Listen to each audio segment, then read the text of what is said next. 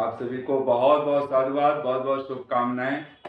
और इन दिनों मेरा कार्यक्रम भी चल रहा है, तो दिलसाद गार्डन में चल रहा है, तो सुबह शाम का तो समय ऐसा बन गया कि मैंने कहा चलो जुड़ जाते हैं आपसे। बहुत बहुत साधुवाद, आप सबसे बहुत दिनों बाद मिलना हो रहा है। आइए सभी करबद्ध होकर के सभी बैठे एक बार हाथ जोड़ करके। ओम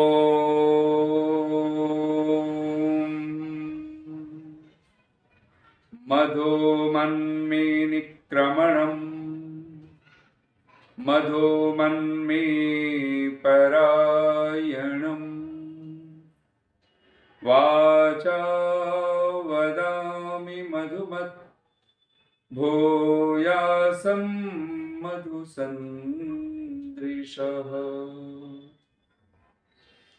ॐ नमः शम्भवाय च मयो भवाय च नमः शङ्कराय च मयस्कराय च नमः शिवाय च शिवतराय च।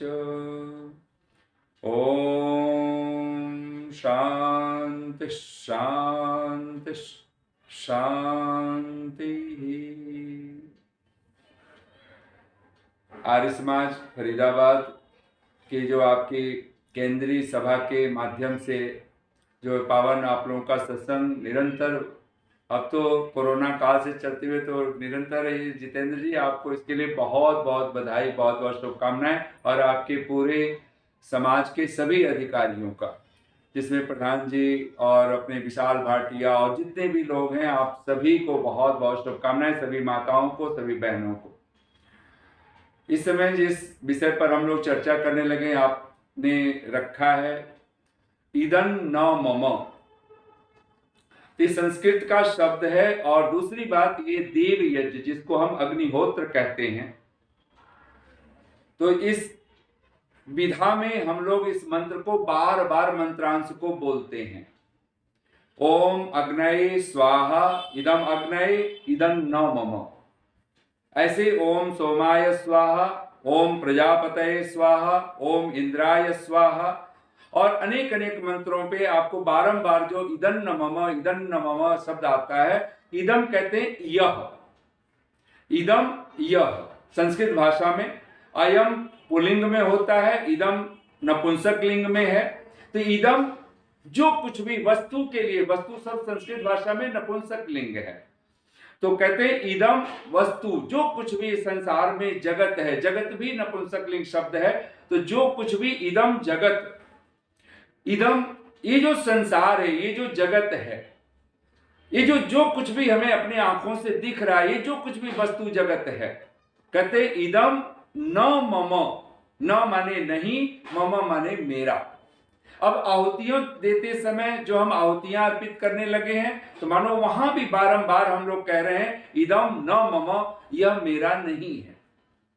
ये शरीर, इदम शरीरम न मम, यह शरीर मेरा नहीं है। ये जो यह मेरा नहीं है, इस संसार को अगर कहें तो सांसारिक व्यक्ति कौन है और पारमार्थिक व्यक्ति कौन है? तो जो कहता है इदम न मम, वो परमार्थ में जीता है। जो कहता है इदम मम, हम बहुत कुछ तो बचपन से जब से होश संभाल रहे हैं तथा कथित सांसारिक रूप से, तो हम लोग बार बार एक ही शब्द तो दोहरा रहे हैं, यह मकान मेरा, दुकान मेरा, ये घर मेरा, ये मेरा, मेरा मकान, मेरा दुकान, मेरी कार, मेरी कोठी, मेरा बंगला, मेरी पत्नी, मेरा पति, मेरे पुत्र, मेरी संतान, मेरा मेरा मेरा कहते हम थकते नहीं हैं। और ये जो मैं और मेरा, इसी का नाम राग है। और मैं और मेरा ये टूट जाए, ये छिन्न भिन्न हो जाए, इसी का नाम वीतराग है। ये जो मैं मेरा है, जहां राग होता है वहीं द्वेष भी पनपता है। राग, इसलिए द्वेष को खत्म करना हो तो राग को खत्म करना पड़ता है। और राग, जिसको हम संसार में हम मोह भी कह देते हैं कि मेरा फला व्यक्ति से बड़ा मोह है, बड़ा अटैचमेंट है, ये जो अटैचमेंट है, ये जो मोह है, जो आसक्ति, जिसको भगवत गीता आदि भाषा में हम लोग आसक्ति की बात बोलते हैं, आसक्त होना, जिसको मूलतः अगर भगवान कृष्ण के शब्दों में बोले तो राग शब्द है वो। जब हम किसी के कलर में, किसी के रंग में जब रंग जाते हैं, इस संसार की जो जितने भी विषय हैं, शब्द, स्पर्श, रूप, रस, गंध, और जो हम कानों से सुनते हैं, जो हम त्वचा से स्पर्श करते हैं, जीवा से चखते हैं, आंखों से देखते हैं, कान से सुन रहे हैं, ये सब जितने भी शब्द, स्पर्श, रूप, रस, गंध, ये शब्द, ये सारे विषय, जब इन विषयों के प्रति आसक्ति हो जाए, मोह हो जाए, लगाव हो जाए कि यही शब्द मुझे बार बार सुनाई दें, ऐसा ही मेरे साथ हो, यही मैं स्पर्श करूं, ऐसा ही, यानी जितने भी पंच विषय हैं जिसको ज्ञान इंद्रियों के विषय कह करके पुकारा गया है, जब इसके साथ हम मैं मेरे का संबंध जोड़ लेते हैं तो इसका अर्थ है इदम मम। और जब आप ये कहते हो, और पहली बार एक घी की आहुतियां देते हुए यजमान जब ये कहता है इदम अग्नये स्वाहा, इदम अग्नये इदं न मम, तो इसका मूल भाव ये है कि भगवान का एक नाम अग्नि है, भगवान का एक नाम वेदों में सोम है, भगवान का एक नाम प्रजापति है, और भगवान का एक नाम इंद्र है। ये चार मुख्य, जो वेदों की भाषा में अगर ओंकार के बाद जो अनेक अनेक भगवान के अनंत असंख्य नाम हैं, उन अनंत नामों में ये चार नाम बहुत महत्वपूर्ण है। और यहीं पर कि जब वो अग्नि है, वो ज्ञान स्वरूप है, प्रकाश स्वरूप है, वहीं पर जब अग्नि हम बोलते हैं तो मानो धर्म का प्रतीक है। अग्नि में जैसे उत्थान है, ऊर्ध्वगामी है अग्नि, ऐसे धर्म हमें ऊर्ध्वगामी बनाता है, ऊर्ध्व बनाता है, ऊपर उठाता है, उत्थान की, पतन की पराकाष्ठाओं से हमें कहीं दूर निकाल करके करने वाला अगर कोई तत्व है तो अग्नि तत्व है। अग्नि है तो जीवन है, धर्म है तो हम जीवित हैं। अगर धर्म हमारे पास नहीं, अग्नि हमारे पास नहीं है, तो मानो हम मृत प्राय हैं। जीवंतम मृतवन मन्ये देहिनम धर्म वर्जितम। आचार्य चाणक्य कहते हैं उस शरीरधारी को, उस व्यक्ति को, उस मनुष्य को जीवंतम मृतवन मन्ये, उसको जीवित होता हुआ भी मैं उसको मृतवत मानता हूं। देहिनम धर्म वर्जितम, जो धर्म से वर्जित है। निसंदेह अगर इस शरीर में भी अगर अग्नि तत्व ना रहे तो ये शरीर मृत माना जाता है। कहते हैं शरीर ठंडा हो गया, गर्म है तो क्यों? क्योंकि इसमें अग्नि है। इस संसार में भी एक अग्नि, जो परमात्मा रूपी अग्नि, यानी परमात्मा तत्व जिसके पास है, और इस संसार को ही हम बहुत बार ऐसा समझते हैं ये सब कुछ संसार को इकट्ठा करना, संसार को छोड़ना, संसार के सारे साधन उपसाधन और सारी जिंदगी इसमें हम लगा दें, खपा दें, तो फिर ना समझ कौन। और ये यज्ञ की अग्नि में आहुतियां देते हुए हम कहीं ये समझ पाते हैं इदम अग्नये स्वाहा। और स्वाहा का जो शब्द का अर्थ है, ऋषि के शब्द है, आप सब अपने मन में दोहरा लीजिए एक बार। स्वाहा अर्थात तद आज्ञा पालनार्थम सर्व जगत उपकाराय एकाम आहुतिम दद्मः। अग्निहोत्र के संदर्भ में ऋषि के शब्द हैं पंच महायज्ञ विधि में। स्वाहा के बहुत सारे अर्थ है। स्वाहा का अर्थ सत्यवाणी है, स्वाहा का अर्थ सत्कर्म है, स्वाहा का अर्थ धन्यवाद है, स्वाहा का अर्थ समर्पण है। अनेक अनेक अर्थों के बीच में ऋषि दयानंद लिखते हैं स्वाहा अर्थात तद आज्ञा पालनार्थम। तद आज्ञा भगवद आज्ञा, ईश्वर आज्ञा। जब हम भगवान की आज्ञाओं का पालन करते हैं तो ये स्वाहा का एक अर्थ, मूल अर्थ है, भगवान की आज्ञा का पालन करना। दूसरा अर्थ है सर्व जगत उपकाराय। सब जगत के उपकार की कामना से जो हम एक एक आहुतियां देने लगे हैं, यानी एक एक आहुति देते समय हमारी जो भावना हो, पहली भावना की प्रभु आपकी आज्ञा का पालन मैं सर्वात्मना कर पाऊं, तन से, मन से, धन से, अपनी आत्मा से। वहीं पर दूसरा भाव होता है सर्व जगत उपकाराय, सब जगत का उपकार हो, मैं किसी का अपकार करने वाला न बनूं, किसी का हानि करने वाला, मेरी नियत में किसी के साथ छल कपट धोखा देने का कोई भाव ना हो, ये इदन्न मम का भाव है। और जैसे जैसे ये हमारी भावना, इसलिए तो जिन्होंने भी प्रार्थना लिखी अद्भुत प्रार्थना है, और यज्ञ की पहली मानो पंक्ति है ना, यज्ञ रूप प्रभो हमारे भाव उज्जवल कीजिए, छोड़ दे में छल कपट को मानसिक बल दीजिए, आत्मिक बल दीजिए। और निसंदेह ये इदं न मम ही जिसके भीतर, जिसकी आत्मा में, जिसके हृदय में ये बात हृदयंगम कर लिया है, इदं न मम, इस जगत में मेरा कुछ भी नहीं है। ये जो शरीर दिख रहा है, इदम शरीरम, ये शरीर भी मेरा नहीं है। इदम गृहम कैसे मेरा हो सकता है, घर भी मेरा कैसे हो सकता है। अभी सोनीपत में कार्यक्रम चलता था सेक्टर 15 में, कुछ दिन ही बीते हैं अभी। वहां से जब हम लोग आने लगे थे तो एक दिन पहले की बात है, एक परिवार में जाना हुआ, बहुत प्रसिद्ध परिवार है और अत्यंत आर्य जगत में प्रतिष्ठा लब्ध परिवार। तो जब हम लोग सांझ वहां पे गए हैं और रात्रि में शायद भोजन भी वहीं पे था, तो जब हम लोग वहां से घर से बाहर निकल रहे थे, उन्होंने घर का ही नाम रखा हुआ है, इदं न मम। ये और ईदन न मम घर का है, और बहुत भव्य घर, उस परिवार के लोग, प्रतिदिन यज्ञ करने वाले लोग। ऐसे परिवार को जब आप, ये भावना कितना कि जब मैं घर में प्रवेश करूं तो देखता हुआ इदम न मम, यह मेरा नहीं है। तो जहां इस मकान के साथ एक भावना बन जाती है इदम न मम, वहीं पर आपके भीतर भी एक भाव प्रगाढ़ होता रहे, ये जगत मेरा नहीं है, ये संसार मेरा नहीं है, ये शरीर मेरा नहीं है। सबसे पहले जो ये ममत्व छोड़ना है, ये जो मेरेपन की भाषा, मैं मेरा तू तेरा जो बार बार हम करते रहते हैं, और इसी मैं तू को, इसी का तो नाम कलह है। जो इदम मम में जी रहा है उसी का नाम तो संसार है, उसी का नाम तो पागलपन है, इसी का नाम तो माया है।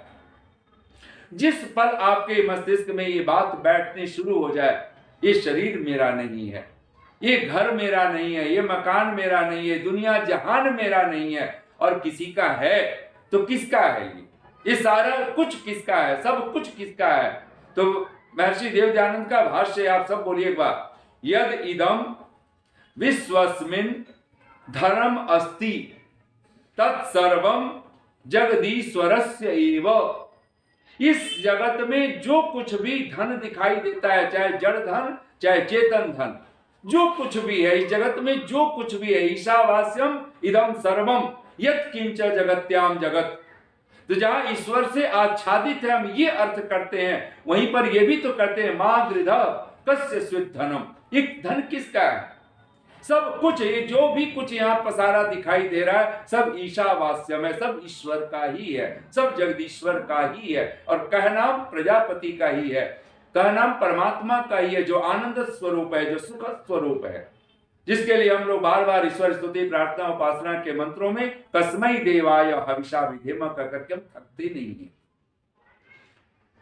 एक ही और इस साधना है सबसे बड़ी। सचमुच में अगर वैदिक वांग्मय के माध्यम से महर्षि देवदयानंद को अगर हम अभिभूत हो, कृतज्ञ हो, आभार व्यक्त करें, और अभी तो हम लोग कर ही रहे हैं ना, उन्हीं के प्रति तो उनका अभी तो निर्वाण दिवस मनाया हम लोगों ने, और ऋषि के मानो प्रति ये 4 पंक्तियां आप सब अपने मन में गुनगुनाएं एक बार। जिसका जीवन ज्वलित अगन है, जिसका जीवन ज्वलित अगन है, जिसका जीवन जन पोषण है, जिसका जीवन सतत हवन है, बस उसका जीवन जीवन है, उसका होता नहीं मरण है। निसंदेह ये इदं न मम कौन कह सकता है, जो इस साधना को अपने हृदय से, अपने मन की गहराइयों में कहीं बिठा चुका है। ये पत्नी है, पति है, बच्चे हैं, पुत्र है। स्वामी सत्यपति जी महाराज के पास जब हम लोग दर्शनों का अध्ययन करते थे, सन 88, 89, 90 की बात कर रहा हूं, 1900, तो स्वामी जी के पास अगर कोई एक बार कोई गृहस्थ दंपति जब आश्रम में प्रवेश हुआ है, और स्वामी जी मुस्कुरा करके, खिलखिला के, हंस करके ही पूछते थे, किसी से बात करते थे, तो सदैव स्वामी सत्यपति जी महाराज पूछते हैं कि आपके बच्चों के आप गौण स्वामी हो कि मुख्य स्वामी हो। अब पहली बार कोई ऐसा व्यक्ति सुने कि मेरे बच्चे हैं और आप इसके मुख्य माता पिता हो कि गौण माता पिता हो, वो बिल्कुल हैरान हो गए, बोले स्वामी जी हम समझे नहीं, तो बोले कि अब संसार में तो अब इसको तो गाली भी समझ लिया जाएगा थोड़ी देर में कि आप ही माता पिता हैं, कोई और माता पिता है, बच्चे आपके हैं। तो स्वामी जी ने वहां श्रद्धा पूर्वक एक बार सीधी से कहा, आप इसके एक निमित्त मात्र आप माता पिता हैं, मूल अगर कोई माता पिता जो आपकी संतान है वो ईश्वर है। आप किसको मान करके चल रहे हैं? और इतनी गहराई तक अगर आप इसको दर्शनों की भाषा में कहा गया स्व स्वामी संबंध। ये स्व माने संपत्ति, स्वामी माने इसका मैं मालिक हूं, ये मकान मेरा है, दुकान मेरा है, ये कार मेरी है, कोठी मेरी है, ये पत्नी मेरी है, ये पति मेरा है, ये बच्चे मेरे हैं, ये जितना मेरा मेरा का पसारा चलता है, इसी का नाम संसार है, इसी का नाम स्वस्वामी संबंध है, इसी का नाम राग है, इसी का नाम द्वेष है। जहां मैं मेरे के हम मुहर लगाते चले गए। और इसीलिए तो पूछा गया यज्ञ की आत्मा क्या है। ये जो हम यज्ञ करते हैं, यज्ञ की जो भावना है जिसके लिए भगवान कृष्ण करते हैं, यज्ञ अर्थात कर्मणो न्यत्र लोकोयम कर्म बंधन। यज्ञ कर्म कब आपसे हमसे होता है? जब हमारे मन से, हमारे हृदय से एक बात निकल जाए, इस जगत में मेरा कुछ नहीं है, जो कुछ है सर्वम जगदीश्वरस्य एव वर्तते, सब जगदीश्वर का ही है, सब परमात्मा का ही है। उस पल आपको पता चलेगा कि अध्यात्म की हमने कुछ ऊंचाई छुई है, हमने अध्यात्म को कुछ समझा है, अध्यात्म को कुछ जाना है। और इसलिए पहली बात आप अपने मस्तिष्क में एक बार दोहरा भी लीजिए, ना हम देह न में देह। ये साधना का पहला क्रम है। कोई पुरुष बन करके और साधना करता हो और अंतिम क्षणों तक वो पुरुष ही बना रहे, अपने आप को आत्मभाव से कभी ना देखता हो, वो साधक कहने मात्र का साधक हो सकता है, वो साधक नहीं कहलाएगा। जीते जी हम स्त्री बने रहे, पुरुष बने रहे, हम कुछ और बने रहे, अपने पदों को भी लोग संन्यास ले लेते हैं और लिखते हैं पूर्व प्रधानमंत्री, पूर्व राष्ट्रपति, पूर्व मंत्री, पूर्व फला फला, और आप अपने संस्था के, समाज के, देश के और पूर्व लगा लगा करके अगर आप चल रहे हो तो वही मैं मेरा संबंध हम लेकर के चल रहे हैं। नहीं, कुछ बचता नहीं। इसलिए सन्यास का तो सीधा सा अर्थ है अपना नाम रूप, ये जो पुत्र ऐषणा, लोक ऐषणा, वित्त ऐषणा। पुत्र, वित्त यानी धन, और लोक यानी लोक प्रतिष्ठा, मान सम्मान, इन तीनों के प्रति जो कह देता है त्यक्तम मया, ये सब मैंने छोड़ दिया, वित्तम त्यक्तम, ये जिसने ऐषणाओं का त्याग कर दिया, पुत्र ऐषणा, वित्त ऐषणा, लोक ऐषणा, इन तीनों को त्याग करके जो भिक्षाचरण करता है, जो कुछ मिला है वो भगवान का प्रसाद है। और इस विधा के साथ अगर हम जीवन जीते हैं तो फिर पता चलता है कि हम परमात्मा की कृपा के पात्र हैं। और ये यज्ञ की आत्मा है, ये इदम न मम। और ये संस्कृत के 3 शब्द अपने आप में अद्भुत, इदम, इदम जगत, इदम शरीरम।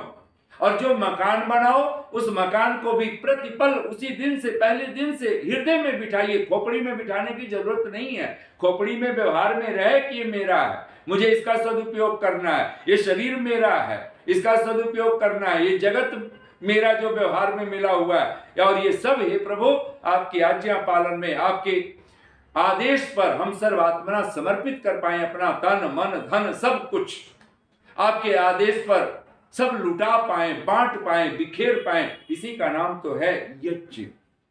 इसलिए यज्ञ की आत्मा है। और आत्मा निकल जाए, शरीर में से आत्मा निकल जाए, शरीर 100 बन जाता है, निष्प्राण हो जाते हैं हम। आत्मा है तो प्राण है, आत्मा है तो जीवन है। और इसलिए आत्मा का एक मूल अर्थ है जीवन। और इस जगत में जिसको हम जीवन बना करके बैठे हैं, इस आउटर वेल्थ को जीवन समझ रहे हैं। लोग सोचते हैं धन है तो हम जीवित रहेंगे, धन गया तो मानो प्राण छूट गया, सब कुछ नष्ट हो गया। ये ना समझियां हमें तोड़नी पड़ेगी। और ये कोई यजन करने वाला साधक केवल सामग्री के लिए नहीं कह रहा है कि एक चुटकी जो सामग्री वो आहुतियां देने लगा है उसी को कह रहा हो इदम न मम, वो तो एक उपलक्षण मात्र है। वहां तो जो कुछ भी हमने सहेजा है, समेटा है, घृत जुटाया है, सामग्री जुटाई है, यज्ञ के 5-5 अंगों का हमने अनुष्ठान किया है, विधि किया, सृष्टान किया, मंत्र किया, दक्षिणा है, श्रद्धा है, ये जो यज्ञ के पंचांग हैं हमने पूरी श्रद्धा के साथ करते हुए हर पल एक बात मन में बिठाई है, और वो यही बात है, इदम न मम, हे प्रभु ये जो कुछ भी है ये सब आपका ही है। और इसलिए इदम न मम का एक मूल भाव आप कर लीजिए ईश्वर प्रणिधान, इसका मूल भाव कर दीजिए समर्पण।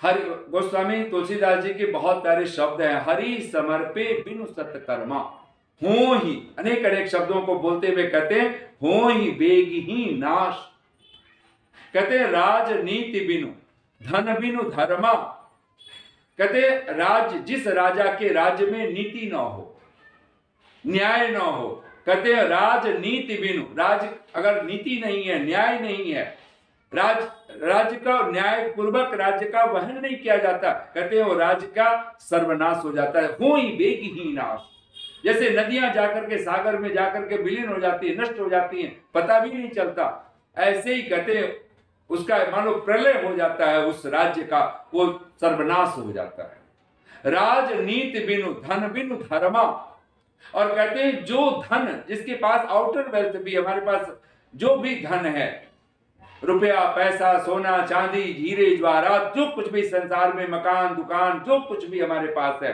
कहते हैं धन बिनु धर्मा, जो धन धर्म के कार्य में नहीं लगता, कहते हैं हो ही बेगही नाश, उस धन का भी नाश होते कोई देर नहीं लगती। और कहते हैं ये सब बहुत सारे वहां पर पंक्तियां हैं, और वहां पर वो एक बात कहते हैं कि हरि समर्पे बिनु सत्कर्मा, आप कोई बड़े से बड़ा सत्कर्म कीजिए, यज्ञ कीजिए, दान कीजिए, तप कीजिए, साधनाएं कीजिए, लेकिन आप उसको अगर ईश्वर प्रणिधान नहीं कर पाते हैं, आप अगर हम सारा सब कुछ परमात्मा को, उस परम गुरु को, उस परम पिता को, परम जगत जननी को, अगर हम उसको सब कुछ समर्पित नहीं कर पाते हैं, जो भी श्रेष्ठतम होता है, जो भी सत्कर्म होता है, कहते हैं उसको एक ही स्थान है जहां पे सब जाकर के नतमस्तक होना होता है। श्रद्धांजलि कृतांजलि भूत्वा, जहां पर जाकर के ऋषि लिखते कृतांजलि भूत्वा, जहां पर हाथ जोड़ दें, अपना सारा सब प्रकार से समर्पित हो जाए, उस समर्पण का नाम, कहते हैं ऐसा किए बिना सत्कर्म भी हो ही बेगही नाश, उस सत्कर्म भी नष्ट हो जाता है। इसलिए चाहे हम यज्ञ करें, दान करें, तप करें, सब कर्मों को करने के बाद उसको समर्पित करना होता है। हम लोग दो पंक्तियां बोला करते हैं, आप भी अपने मन में दोहराइए सभी। पूरी धरा भी साथ दे तो और बात है। हम कोई छोटा सा भी अगर कोई घर में शुभ कर्म करने लगे, यज्ञ करने लगे, कहीं दान करने लगे, कोई तप तपस्या का अनुष्ठान करने लगे, और एक व्यक्ति बहुत बोलता हुआ हो और वो मौन की साधना करे, कोई झूठ बोलता हुआ हो सच बोलने की साधना करे, और इस विचार को लेकर के वो 15 दिन 20 दिन कोई सात्विक भोजन लेने का निरंतर, कि भाई मुझे इतना ही लेना है, कोई व्रत उपवास की तरह अपने जीवन का कुछ पल बिताने की कोशिश करे, तो निसंदेह उसमें अगर उसके घर के परिवार के स्वजन परिजन बंधु बांधव सब सहयोगी बन जाए तो इसमें कहना क्या है। तो कहते हैं पूरी धरा भी साथ दे तो और बात है, पर तू कौन? भगवान जो हमारे हृदय में बैठा है, जिसमें हम विद्यमान हैं, पर तू जरा भी साथ दे तो और बात है। यूं चलने को तो एक पैर से भी चल लेते हैं लोग, यूं चलने को तो एक पैर से भी चल लेते हैं लोग, पर दूसरा भी साथ दे तो और बात है, पर दूसरा भी साथ दे तो और बात है। और वो दूसरा कोई और नहीं होता है, वो दूसरा एक ही है, वो परमात्मा है। जिस पल आपको हर पल ख्याल आए कि मुझे परमात्मा ही आपका जो मूल है, और महर्षि दयानंद ऐसे कौन सा ग्रंथ है जहां पर ऋषि समर्पण न करता हो। हम वैदिक संध्या करने लगे, यज्ञ करने लगे, कोई भी यज्ञ करें, आप ब्रह्म यज्ञ करें, संध्या उपासना करें, आप देव यज्ञ करें, अग्निहोत्र करें, आप पितृ यज्ञ करें, अपने गुरुजनों का, पितरों का, देवों का, ऋषियों का, माता पिता का, गुरुजनों का, अगर आप यज्ञ उनके प्रति अपना मान सम्मान व्यक्त कर रहे हैं, आप बलिवैष्णव देव यज्ञ कर रहे हैं, आप अतिथि यज्ञ कर रहे हैं, लेकिन हर यज्ञ आपसे चाहता है आप समर्पण करने वाले पर, आप कहें इदं न मम, और ये जो कुछ भी मैं कर पाया हूं, कर पाई हूं, ये सब भगवान तेरी कृपा है, तेरी करुणा। ये वाणी बोल पाती है, ये उसी की कृपा तो है। ये हाथ काम कर रहे हैं, उसी की कृपा तो है। ये हमारा मस्तिष्क ठीक ठाक है, उसी की कृपा तो है। ये आप इतनी बातों के लिए न जाने कितना हम धन्यवादी हो सकते हैं भगवान के। लेकिन दुर्भाग्य कि हम शरीर को भी मैं मान करके जी रहे हैं, इस संसार को भी मैं मेरा मान करके बैठे हुए हैं। दुनिया जहान पर मुहर लगाए जा रहे हैं। जो पद प्रतिष्ठा जिस पर काम कर चुके, जिन चेयरों पे बैठ चुके, जिन कुर्सियों पर बैठ चुके, उनको भूतपूर्व लगा लगा करके जीने की आदत बनी हो, व्यक्ति कैसे कह पाएगा इदं न मम। ये इदं न मम वाणी से कहने की बात नहीं, ये हृदय से कहने की पुकार। कबीर ने कहा ना, माटी चुन चुन महल बनाया, माटी चुन चुन महल बनाया, लोग कहें घर मेरा, ना घर तेरा ना घर मेरा, चिड़िया रैन बसेरा। ये सारा कुछ चिड़िया की रैन बसेरे की तो बात है। एक रात बिताई के दिन फिर उड़ जाना है। माटी चुन चुन महल बनाया, लोग कहें घर मेरा, ना घर तेरा ना घर मेरा, चिड़िया रैन बसेरा। कौड़ी कौड़ी माया जोड़ी। पुराने जमाने में जो रुपए की सबसे छोटी जो इकाई थी उसको कहते थे कौड़ी। कौड़ी कौड़ी माया जोड़ी, जोड़ भरेला थैला, कहत कबीर सुनो भाई साधो, संग चले ना धेला, उड़ जाएगा हंस अकेला, जग 2 दिन का मेला। ये एहसास इदं न मम है। और इसीलिए तो सारे ऋषियों का आदेश है कि हमारा जीवन योगमय बनाते हो, तब भी आप यज्ञमय बना लेते हो। आप इदं न मम ही कहते हो। स्वस्वामी संबंध आपका टूटता है, राग द्वेष आपका छिन्न हो जाता है। विद्यते हृदय ग्रंथे छिद्यन्ते सर्व संशया। जहां ये छूटे, जहां टूटे, वहीं तो बात बनेगी। जब जो हम पंक्तियां हम लोग पहले पीछे बहुत बार बोल चुके हैं, फिर दोहरा लीजिए एक बार। हासिल ए जिंदगी हसरतों के सिवा कुछ भी नहीं। ये जो जीवन हम लोग हासिल कर रहे हैं, मैं करते करते, मेरा मेरा करते करते, और सारी जिंदगी मैं मेरा करते, शरीर को मैं हूं, मैं भला, मैं ढिमका, मैं ये मैं वो, और कभी जाकर के शमशान घाट की राख एक बार कुरेद करके देखें, वहां कौन सा रुतबा, कौन सा पद, कौन सा मान प्रतिष्ठा उस राख में, जिसको हम सारी जिंदगी भर ओढ़े बैठे हैं लबादे की तरह। मैं ये मैं वो कुछ भी तो नहीं। और एक बार अगर ये बात समझ में आ जाए तो जिंदगी का अलग ही अध्याय शुरू होता है। और सचमुच में वो परमात्मा की कृपा, वो परम विद्या हमारे हाथ लगती है, जिसको ऋषि कहता है अगर वेद विद्या हाथ लग जाए, वेद विद्या का सुख अगर मिलने लग जाए, तो संसार के कहते ब्रह्मांड के जितने उत्तम पदार्थ हैं वो हमें मिल जाए, उससे जितना सुख होगा वेद विद्या के सुख के हजारों अंश के भी वो समतुल्य नहीं होगा। ये ऋषि ऋग्वेद भाष्य भूमिका में घोषणा कर, हमने तो कभी उस सुख को जाना ही नहीं। अभी जरा सा अगर उसकी एक झलक मिलती है और हमें पता लगता है, हम भाव विभोर हो जाते हैं। ईशावास्यम इदम सर्वम यत् किंच जगत्याम जगत तेन त्यक्तेन भुंजी था। सब उसकी का है, उसी का पसारा है। इदं न मम त्यक्तेन भुंजीता, सब उसी को त्यागो, उसी को समर्पित कर दे। और तेन हेतुना, सब उसी का है, सब उसी के द्वारा आच्छादित है, सब ईश्वर का ही है। कस्य स्विद्धनम, किसी का कुछ नहीं है यहाँ, सब कस्य परमात्मा ईश्वरस्य एव वर्तते, सब जगदीश्वर का ही है। मैंने सुना है कि एक साधु, और वो सत्संग करते थे, एक बार किसी ने उनसे पूछ लिया, और गोस्वामी तुलसीदास जी से ने तो बहुत सुंदर प्रसंग ही लिखा है, मैं और मोर तोर तय माया, जही बस किन्हे जीव निकाया। कहते हैं राम जी और लक्ष्मण जी बैठे हुए हैं, और लक्ष्मण जी राम जी से बहुत सारे प्रश्न करते हैं, विद्या क्या है, अविद्या क्या है, माया क्या है, ईश्वर क्या है, जीव क्या है, बहुत सारी बातों को वहां प्रश्नों की तरह बना करके गोस्वामी तुलसीदास जी ने बहुत सुंदर रूप से उसको रखा है। स्वामी जी के शब्दों में, गोस्वामी जी के शब्द हैं, तो राम जी कहते हैं लक्ष्मण से ये इदं न मम आपको हमें समझ में आ जाए तब। कहते हैं मैं अरु मोर तोर तय माया। ये जब हम कहते हैं मैं, ये मैं हूं और ये मेरा है, एक बार ये मैं हटाना, मैं क्या है, ये मेरा मेरा हटा दें तो मैं खड़ा होना मुश्किल हो जाएगा। हमने बहुत सारी चीजों को जो मेरा कह करके और मैं को मजबूत करते हैं, अगर सब मेरा हट जाए, मेरा मकान, मेरी दुकान, मेरा कार, मेरी कोठी, मेरा पद, मेरी प्रतिष्ठा, जिसको 3 ऐषणाओं की भाषा में कहें तो पुत्र ऐषणा, वित्त ऐषणा, लोक ऐषणा, ये 3 हटा दिया जाए, 3 में सारा है जगत है, जो कुछ भी हम मेरा मेरा कहते हैं। कहते हैं मैं अरु मोर तोर तय माया। माया किसको कहते हैं? पत्नी का नाम माया नहीं है, पति का नाम माया नहीं है, बच्चों का नाम माया नहीं है, मकान, दुकान, कार, कोठी, बंगला का ही नाम माया नहीं है। जब मैं की मुहर लग जाए और मेरे की मुहर लगने, और ये मुहर केवल कहने मात्र के लिए लगे तो ठीक, लेकिन अगर ये हृदय में बैठ जाए कि यही मैं हूं, यही मेरा है, तो फिर हम माया में हैं, फिर मायापति का कुछ पता ही नहीं। तो कहते हैं वो साधु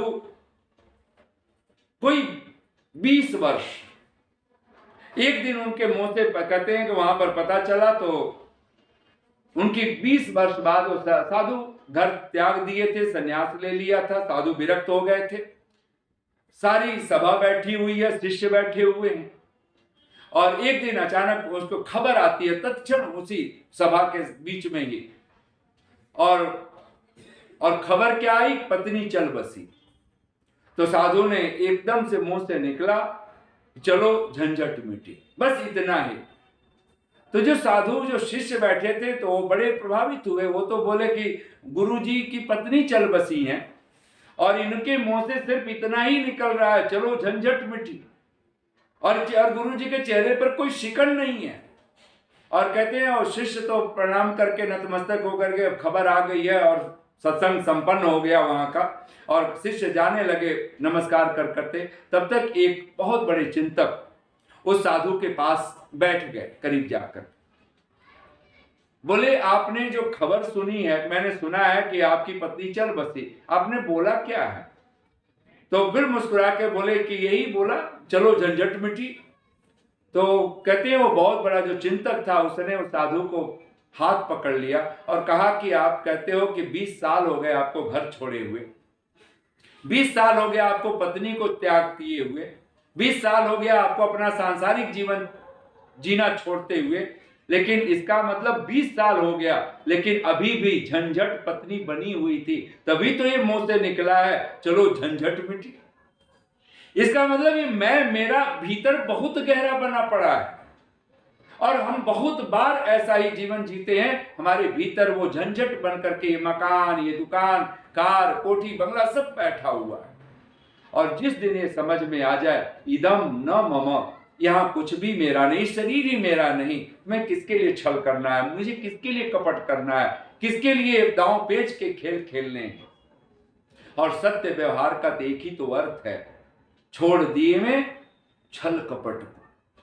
सिर्फ इतनी ही प्रार्थना अगर ये भीतर घर कर गए कि मुझे किसी को धोखा नहीं देना है, मुझे किसी के साथ छल नहीं करना है, मुझे किसी के साथ कपट नहीं करना है, और इसी भाव, ये भाव जितना प्रगाढ़ होता जाएगा तब आप जान के हैरान होंगे, तब आप यज्ञ वेदी पर जब पहुंचेंगे हम खाली हाथ नहीं पहुंचेंगे।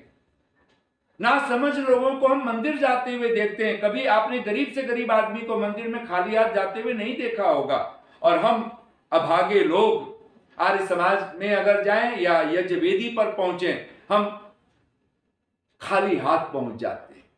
आप कुछ न कुछ लेकर के जाइए, और उत्तमतम, आप सबसे श्रेष्ठतम जो वस्तु आपके पास है, घृत है, दुग्ध है, पदार्थ है, जो कुछ भी आपके पास हव्य सामग्री है, कोई विद्वान है, कोई माता पिता है, और ये इन रिश्तों के पास कभी खाली हाथ नहीं जाने चाहिए। और इदं न मम ये भी कहता है कि हमारा जीवन दाता का जीवन बने, यहाँ जो कुछ है जिए, देते हुए जिए, बांटते हुए जिए।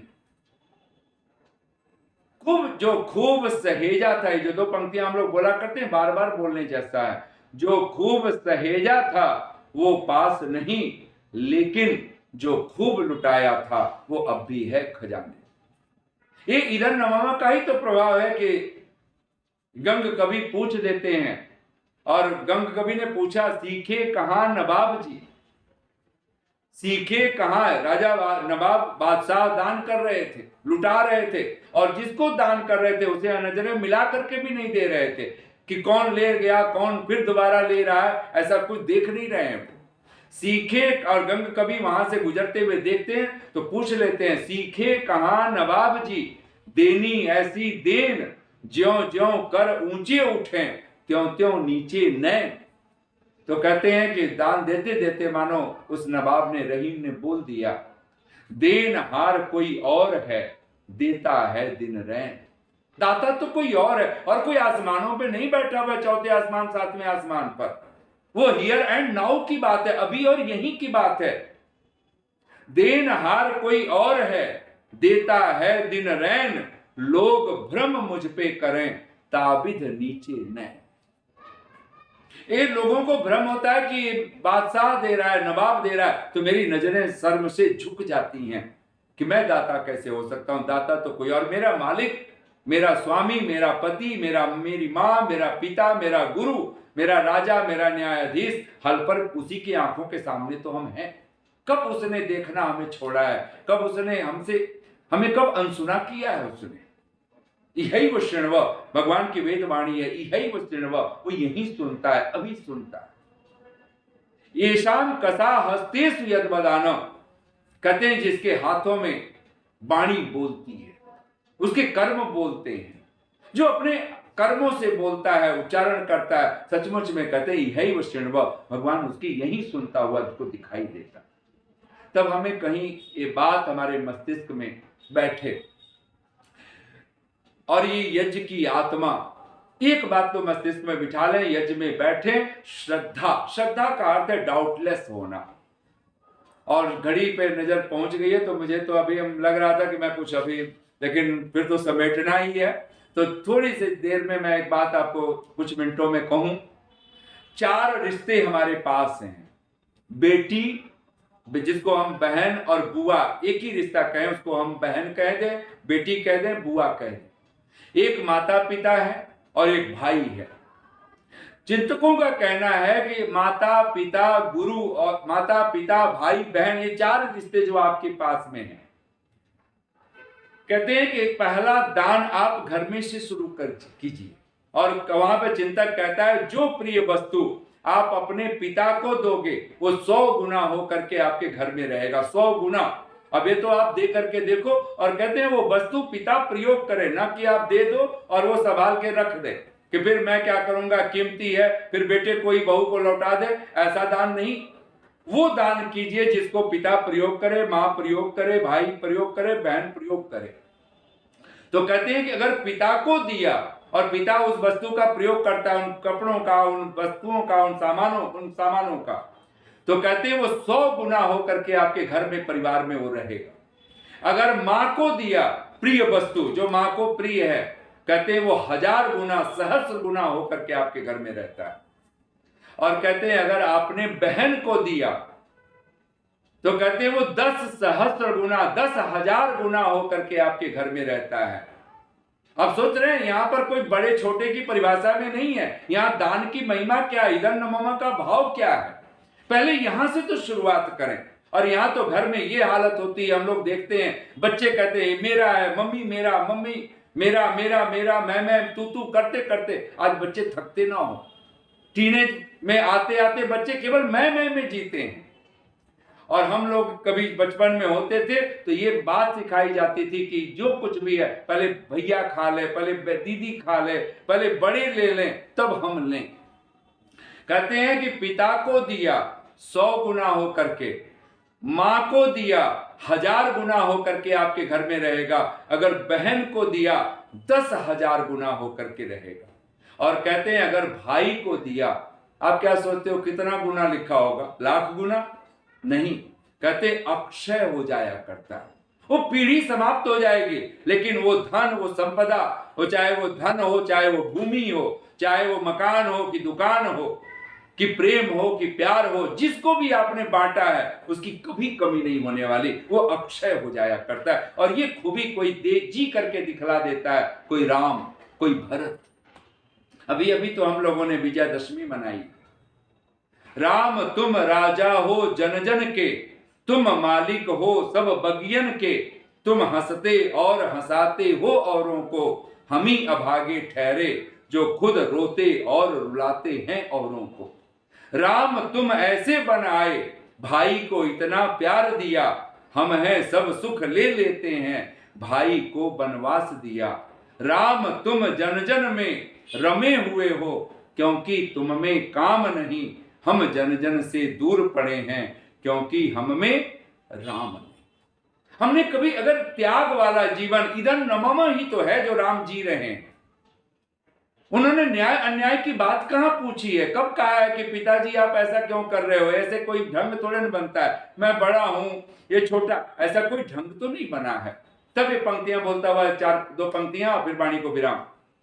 और हम लोग पहले भी ये पंक्तियां बोल चुके हैं, तो एक बार दोहरा लीजिए। हासिल ए जिंदगी हसरतों के सिवा कुछ भी नहीं। सचमुच में अगर हम केवल मम में जिएंगे और ये यज्ञ भाव, यज्ञ की आत्मा, इदं न मम हमारे जीवन का अंग नहीं बना, तो क्या होगा।